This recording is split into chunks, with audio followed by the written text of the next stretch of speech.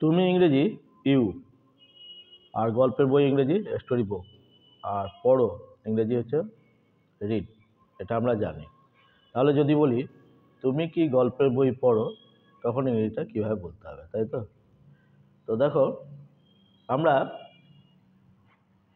ইংরেজি শব্দগুলো এখানে জানছি, কিন্তু মুশকিল হচ্ছে শব্দটা, বাক্যটা কী করে গঠন করব। তো গঠন করার যে নিয়ম আছে, যদি তোমরা আমার চ্যানেলটা নিয়মিত দেখছো, তাহলে আশা করি নিশ্চয়ই বুঝতে পারছো। আমি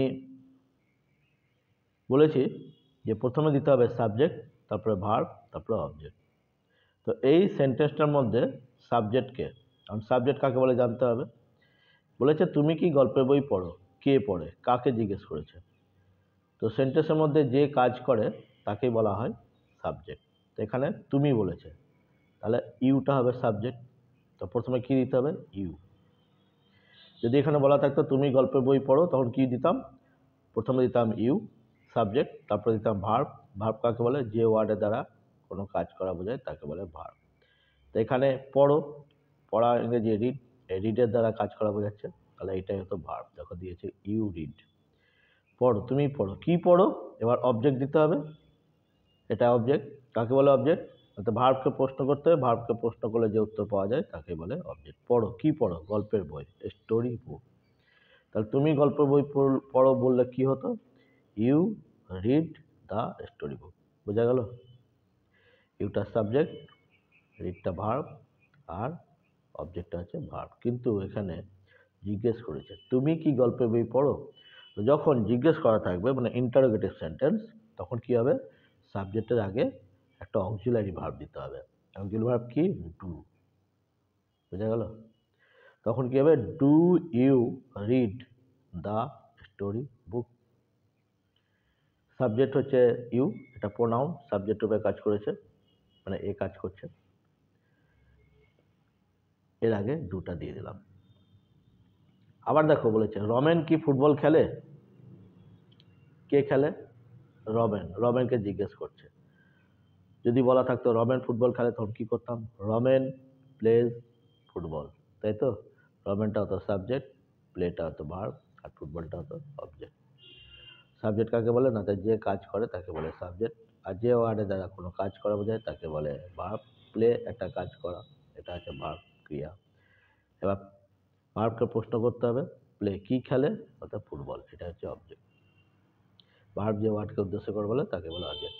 কিন্তু এখানে আবার জিজ্ঞেস করেছে রমেন কি ফুটবল খেলে, তখন কি তো করতে হবে, একটা অক্সিলারি ভার্ব দিয়ে দিতে হবে, does. Third person singular number হলে ডাজ দিতে হবে।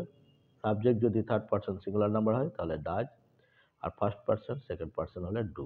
ফার্স্ট পারসন সেকেন্ড পারসন আশা করি তোমরা জানো। পার্সনের উপর আমার একটা আলাদা করে ভিডিও করা আছে, যদি তোমরা দেখতে চাও আমার আগের ভিডিওগুলো দেখবে, তাহলে তোমরা জানতে পারবে। তাহলে ডাজ যখন দিয়ে দেবো, রমেনের আগে does, third person singular number হলে ডাজ দিতে হয়, তখন আর কি করবো, ভার্বের সঙ্গে এস বা ইএস যোগ করবো না। বুঝা গেল? যদি বলা থাকে রমেন ফুটবল খেলে, তখন কী করতে হবে, রমেন প্লেস ফুটবল। কিন্তু এখানে জিজ্ঞেস করেছে, অক্সিলারি ভার্ব ডাজ আগে দিয়ে দিয়েছি, তখন আর এর সঙ্গে ভার্ব বা ভার্বের সঙ্গে এস বা ইএস যোগ হবে না। তখন কী দেবো, ডাজ রমেন প্লেস ফুটবল। বোঝা গেল? তো এইভাবে আমি 11 থেকে 15 পর্যন্ত একটা একটা করে বোঝাচ্ছি, স্কিপ না করে একটু ধৈর্য ধরে দেখো। আমি প্রত্যেক দিন এই স্কুল ইংলিশ ট্রান্সলেশন বেঞ্চ ডাফ অ্যান্ড ডেটের বই থেকে ট্রান্সলেশন করাই, 5টা করে তোমাদের করে বুঝিয়ে দিই, এবং পরে আরও টাস্ক দিই 5টা, যে পরে তোমরা প্র্যাকটিস করবে, এবং আমার পরে যখন আমি ভিডিওটা ছাড়বো দেখে মিলিয়ে নেবে। আমি কখনো বলি না যে আমার এই ভিডিওটা দেখো, দেখলেই তোমরা ইংরেজি শিখে যাবে, তা নয়। আমার ভিডিওটা দেখতে হবে, বুঝতে হবে, বোঝার পর আবার না দেখে এটা করতে হবে। এটা যদি করতে পারো তবেই আমার চ্যানেলটি দেখবে, এবং তবেই তোমরা ইংরেজি শিখতে পারবে। তো চলো, আমাদের লাস্ট পড়া ছিল 61 পাতা, এখান থেকে 5টা দিয়েছিলাম। তো তার আগে আমি সকলকে আমার রণধীর আমি youtube.com চ্যানেলে স্বাগত জানাই। আমি পড়াচ্ছি ডাফ অ্যান্ড ডেটের ট্রান্সলেশন বই থেকে বেঙ্গলি টু ইংলিশ ট্রান্সলেশন, আর তোমরা দেখছো আমার সঙ্গে ইংলিশ লার্নিং ক্লাস। তো যেমনটাই দুটি বললাম, তারপরটা দেখো, বলেছে ছেলেরা কি গন্ডগোল করে, ছেলেরা প্লুরাল, ঠিক তেমনি এবার করে বলে জিজ্ঞেস করেছে, ইন্টারভিউতে সেন্টেন্স থাকলে ডু বা ডাজ আগে দিয়ে দেবো, দিয়ে দিয়েছি এখানে ডু দ্য বয়েজ প্লুরাল হচ্ছে সেজন্য ডু দিয়েছি। ছেলেটি বলা থাকতো তাহলে দিতাম does. Do the boys disturb, জিজ্ঞেস ডিস্টার্ব মানে গন্ডগোল করা। যদি বলা থাকতো যে ছেলেরা গন্ডগোল করে তখন কি করতাম, দ্য বয়েজ ডিস্টার্ব। জিজ্ঞেস করেছে বলে কি দেবো, ডুটা আগে দিয়ে দেবো, ডু দ্য বয়েজ ডিস্টার্ব। এখানে ডুটা অক্সিলারি ভার্ব, দুটা আর্টিকেল, বয়েজটা নাউন, সবগুলো মিলে সাবজেক্ট, আর ডিস্টার্বটা ভার্ব। এখানে কি ডিস্টার্ব করে বলা নেই, সেখানে অবজেক্টটা দেওয়ার দরকার নেই। তারপর দেখো সে দ্রুত গাড়ি চালায় না, ঠিক তেমনি যদি বলা থাকতো সে দ্রুত গাড়ি চালায় তখন কি করতাম, হি drives fast the car, fast মানে দ্রুত, সে গাড়ি দ্রুত চালায় তখন কি হতো, হি ড্রাইভস দ্য কার ফাস্ট। এখানে আবার বলেছে না, তখন কি হবে, এই he does not, he drives মানে সাবজেক্ট ভার্বের মাঝখানে কি হবে, ডাজ নটটা বসে যাবে। যেমন আমি যাই, আই গো, আমি যাই না, আই ডু নট গো, ঠিক তেমনি সে চালায়, হি ড্রাইভ, সে চালায় না, হি ডাজ নট ড্রাইভ। বোঝা গেল, এটা একটা ভার্ব, তার আগে ডাজ দিয়ে দিয়েছি, এটা সাবজেক্ট, প্রোনাউন সাবজেক্ট উপরে কাজ করেছে। ডাজটা অক্সিলারি ভার্ব, নটটা অ্যাডভার্ব। নট কার সম্বন্ধে বলেছে, না ড্রাইভের সম্বন্ধে, এখানে নো দিলে হবে না, কিন্তু নো অ্যাডজেক্টিভ সম্বন্ধে বলে, আর নট ভার্বের সম্বন্ধে বলে।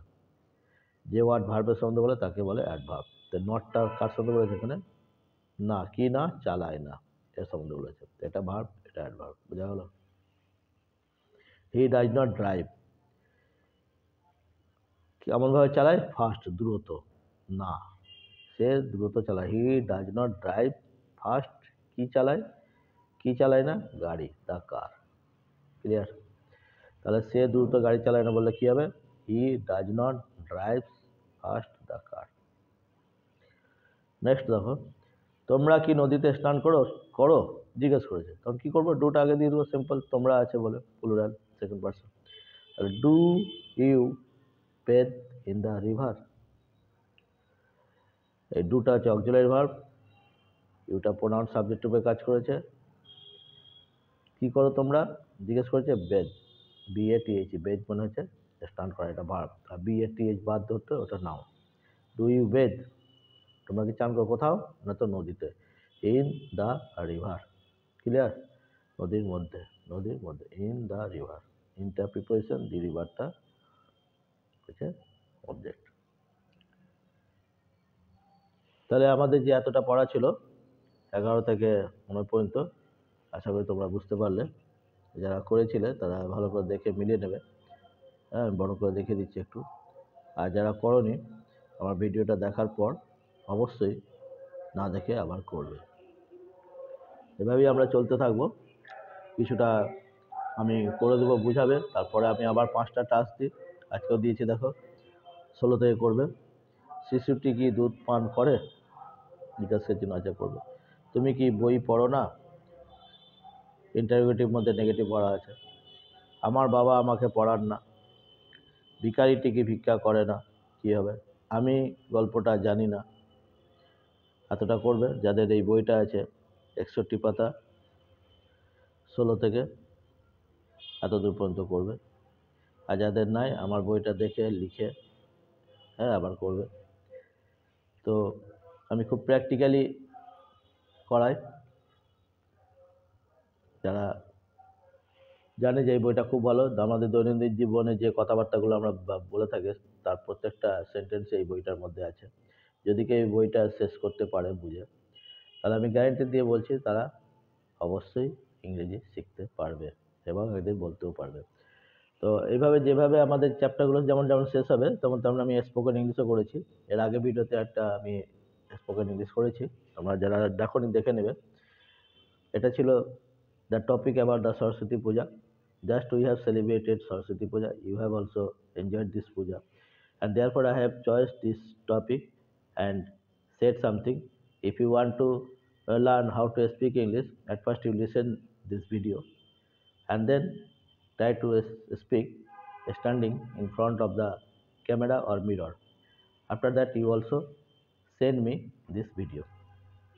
তো যারা নতুন দেখলেন ভিডিওটা তাদেরকে ধন্যবাদ জানাই। আপনারা যদি রেগুলার আমার ভিডিওটা দেখতে চান তাহলে অবশ্যই লাইক করবেন, শেয়ার করবেন এবং সাবস্ক্রাইব করবেন। ওকে, যেতে যেতে আবার আপনাদেরকে ধন্যবাদ জানাই। Thank you.